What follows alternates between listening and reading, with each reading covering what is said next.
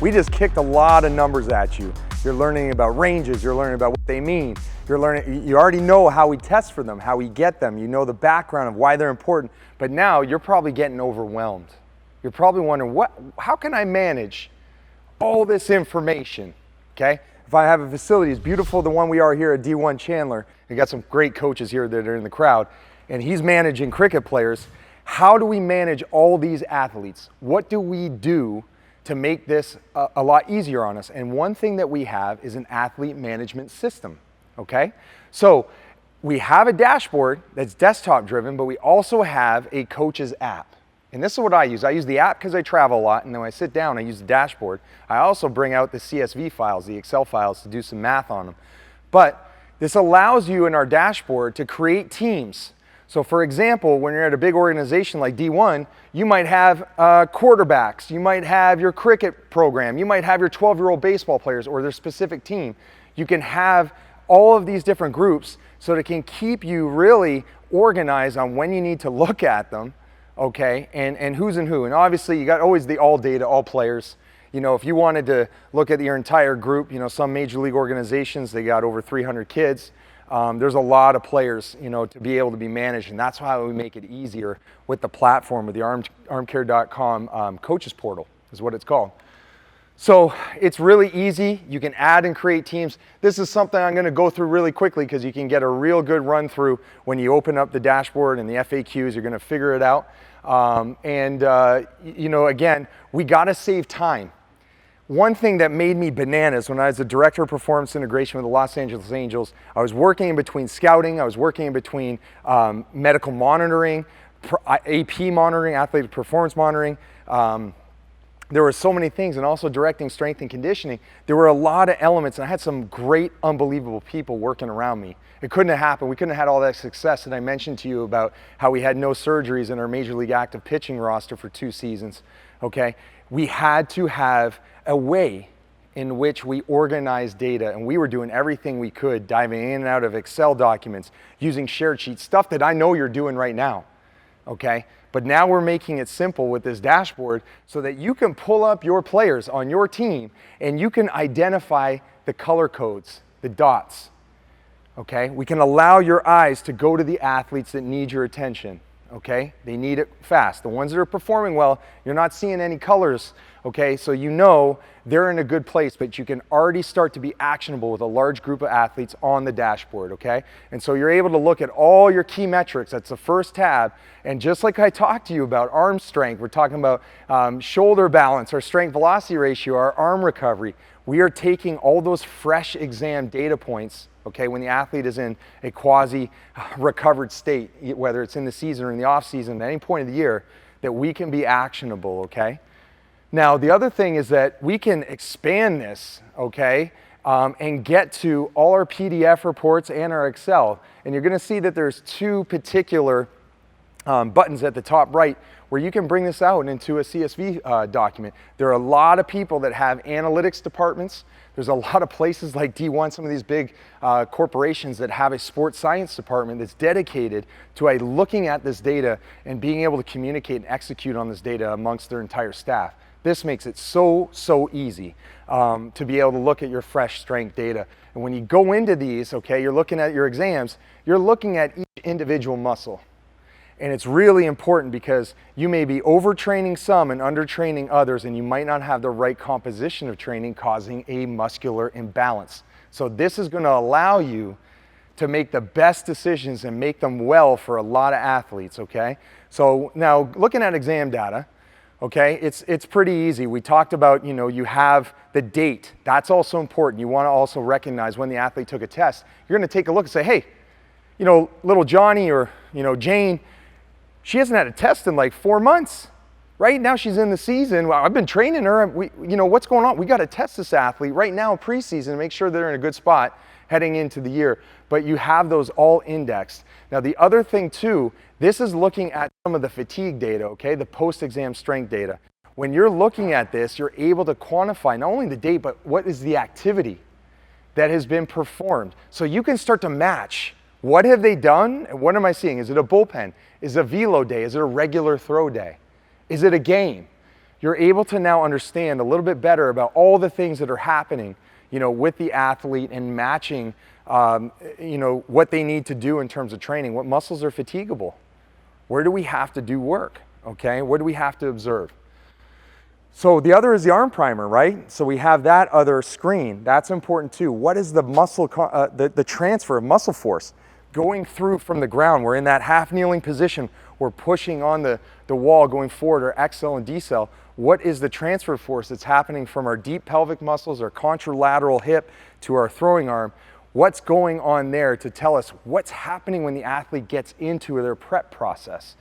In their warm-up routine, they have to make sure that they activate their arms well. If you're starting to see on your readiness and arm primer data a lot of colors, we got to be careful, because we know there's some problem with how the athletes may be recovering or their preparation process.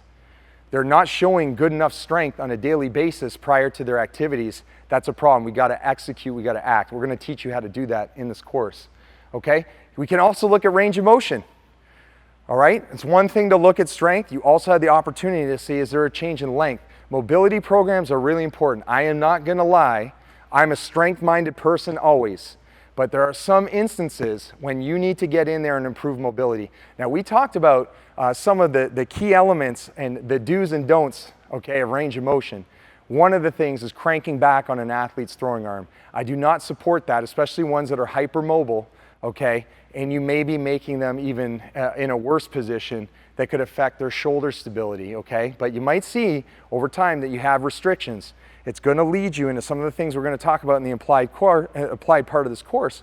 We're going to be looking at lat mobility. We're going to be looking at thoracic extension, some of these things that contribute to improving layback. In the Certified Pitching Biomechanist course, we talk about how some of these particular exercises and approaches, they actually improve what's called biomechanical efficiency. So how we can increase the miles per hour of throwing relative to the torque on the elbow. That's biomechanical efficiency. We go into it in detail, but we got to look at this because external rotation is a factor, and we want to make sure that it's stable over the course of the season.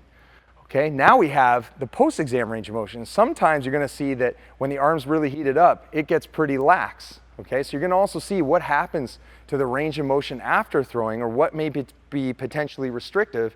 And again, this goes into your plan in terms of how to reset the arm, okay, for the subsequent day. If you're a reliever in professional baseball, you may be throwing 3 days in a row, okay?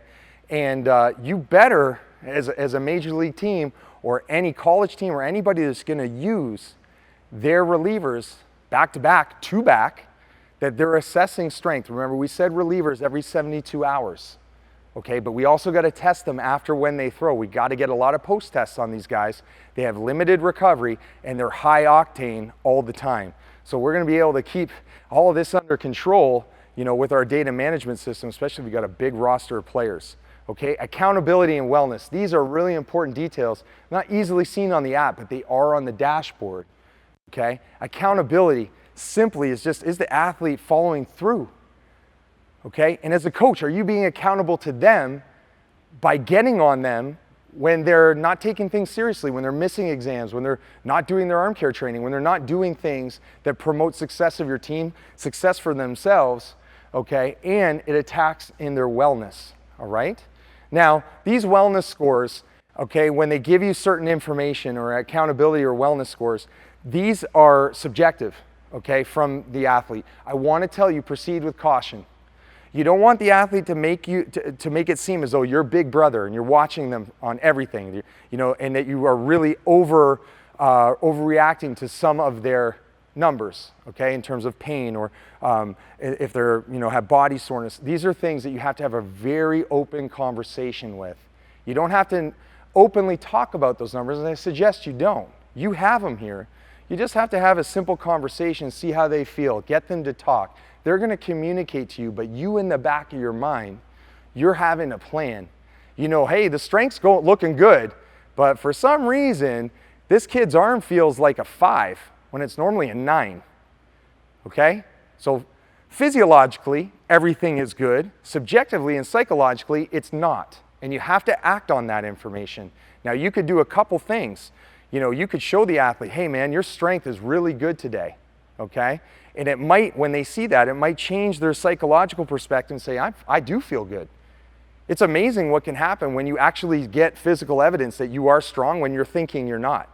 It can change the way that your body feels. But you also have to have that in your mind to know what to do. Okay, now when it comes to this accountability element, okay, when you're looking at these things, we're logging and seeing, you know, what's their streak of exams. You know, there's actual metrics for this. What are they doing in the last 7 days to look after their arm? So there's one thing to come down on a player, as I mentioned. That's very loss aversive. You know, what could happen if you miss this exam? But what you want to do is you want to take data as much as possible and make it as reward seeking, as positive as you possibly can. You might find a player on your team that never misses an exam, never misses a fresh exam, never misses a post exam, does their primer every single day. That's a player you need to celebrate, you need to talk about, you need to show other players of what, you know, the performance benefits can be. I guarantee that player will be very healthy and they're going to be able to be dialed in, and you know that particular player cares about their body and their performance. In their mind, we had this mantra, my body is my business, my body is my business. When I was at the Angels, we talked about it all the time. We even had on a sign on the wall that we had body bank, my body is my business. They earned points, okay, for improving their performance. They won money. We really were reward seeking in training because we wanted them to be accountable to themselves. And so what we need to do as coaches and people in the performance industry is we need to be able to build up our athletes. We need to use them as positive examples, and we need to show the data revealing to all of us that they're doing a great job, okay? And they're taking care of their bodies. And when you take care of your body, you take care of business, and business is going to be good, okay? That's for sure. Okay, and you know, here's just some more stuff on exam accountability. You're looking at, are they doing the posts? Are they doing the primer? As I mentioned, you want to be able to dig through this stuff. A lot of people skirt over when they're on the dashboard. They don't pay attention to this kind of information. I do. If you're in a big organization like D1 Sports, okay, D1 Training, and you got a lot of athletes in the system, you got to have a way in which you can stay on top of them and know, hey, we're missing this from this particular player. We need to get this done. And you know, they're going to really love that because you are paying attention to them and you're keeping them accountable. Wellness, these are the things that we look at in wellness, okay? As I mentioned, you're talking about how the arm feels, okay? They're giving you a score out of 10, how the body feels, sleep, okay? These are all important things, okay? We're looking for pain. Is pain occurring with throwing? And we also want to identify, is there pain in testing? On the app, you can report pain. You may have an athlete communicate that they have pain in the test, which remember is isometric. That means that muscles aren't really changing their position, so there's no lengthening or tension that should be, it should be relatively not pain provoking. And as I mentioned, those co-contraction isometric force, they create those kind of activities, an analgesic effect. That means that it's lowering pain, it's lowering soreness, okay, is why we do them. And if they're having pain during the test, you've got to check into that. There's something going on anatomically that could be causing this, okay? And you know, the test is a million times safer than throwing a ball, especially in a competitive arena, that you got to pay attention and make sure that you're aware of all of these things that are subjective in nature, okay? There's some elements of looking at workload where you can look at the RPEs. We're talking a rate of perceived exertion. We're really wanting to understand, you know, the time of which athletes throw, how many throws they make. All of these things are logged, and you definitely got to poke around when you're on the dashboard to scale what kind of work has been done by these athletes too. So, you know, and then when it comes to velocity measures, we talk about the strength velocity ratio. You know, they're able to input all these different qualifiers of what they're doing, the dates, the events, the situation. You can indicate your pitch types. You're talking about your max velocities. We're making the scale towards their pounds per miles per hour. We want to see athletes achieve velocity gains and strength gains together. Remember, they can't go in opposite directions. Strength goes down, velocity goes up. We got a problem, okay? So we got to be able to pay attention to that stuff. You got a ton of athletes. That's the key. Now, this is one of my favorite things, okay?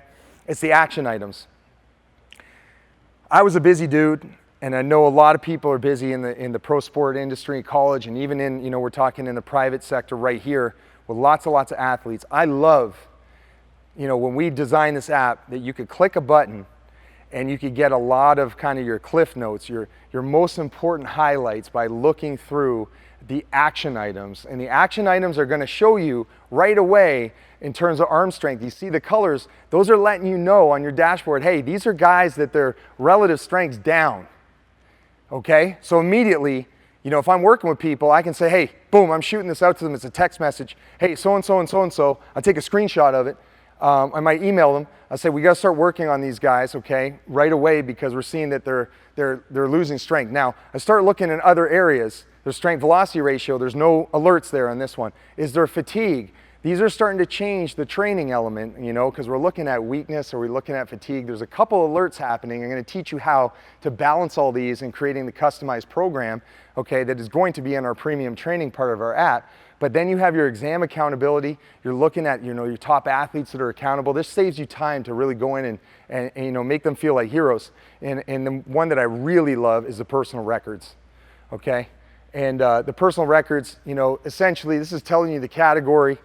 You're knowing where they're getting stronger. You got to gamify it.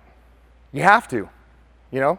You take someone into a weight room, all these beautiful squat racks and things, you know, and then they know that they got the ArmCare training areas there with the bands. It's just not as exciting, okay, in the traditional sense of training. People want to get a max squat, a max bench, a max dead. You know, they want to jump 40 inches. They want a broad jump greater than 10. They want to do a triple jump over 30 feet. I will tell you that if you can gamify having the strongest arm on the team, in the region, in the league, okay, and you make this a competition and you make everybody want to get better, you are going to have such incredible outcomes for your throwing athletes because they're prioritizing what I think is the main event. Athletes aren't getting hurt because they've lacked internal rotation of their hips, or they got a glute weakness, you know, or they might have had, you know, some elements of not having great core stability. These are things that contribute to a weakened arm. But you know, and I know, you've had athletes that can't jump over a credit card, okay? Some of them trip every time they walk. They throw 100 miles an hour and they never get hurt, and the reason being is they have a really strong arm. I can tell you when you go to test them, that is going to be the factor. And because it's going to blow your mind, I'm telling you, you see athletes in all shapes and sizes walk life that you have to understand. If you prioritize this and imagine what you can do in a super athlete that's got all those physical qualities, who knows how good they could be, okay? And again, positivity, reinforce, gamify, you know, your ArmCare training. You can look into each individual player. I love doing that too with some of my players because I work with a lot of ones that are injured, and I want to really pay attention to them. The healthy ones, they don't seem to have the same changes in strength, okay, especially when they're coming back from an injury. They're pretty stable, but the ones that I know that are having problems, I like digging in, and you can get very long trend lines, okay, to see, you know, how each muscle is contributing, how our key metrics are performing. And it allows me to, you know, have great communication with the player. Now, I'm dealing with a lot of major league players, and those guys want the data, okay? But you as a coach, you might have to filter and see, what do I want my players to receive? How do they want to receive it? That's really individual to you, but again, make it positive. That's key. CSV analysis, you can get tons of data here. Multiple tabs. I'm going to put a course together on how to navigate the CSV, how to use it correctly, how you can make even more informed decisions and do some sports science stuff with the data so that you can really, you know, master trends on your athletes over the course of given years, and also how to create good benchmarks that are internal to you. Remember, when we give you the report, you're getting everybody. You know, we're nearing 20,000 athletes using this product as our normative ranges, but you as a team, as an organization, you need to create your own benchmarks so that you can show people what's going on, you know, in your world, in your training, in your environment, okay? And the CSV allows you to get it done.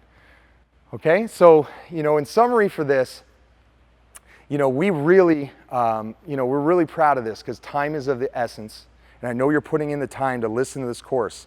There's a lot involved here. And you know, we want to make it simple for you to be able to access the data you need and to be able to improve your programming and make sure that no one slips through the cracks. That's important. Every athlete is meaningful and matters, and you need to be able to get to them all in a suitable amount of time, and we're giving you that option with our coaches portal. Okay, and here's the athlete management summary. Take a moment to read it and make sure you're applying it, you know, to your daily practice and in your competitive schedules for the season.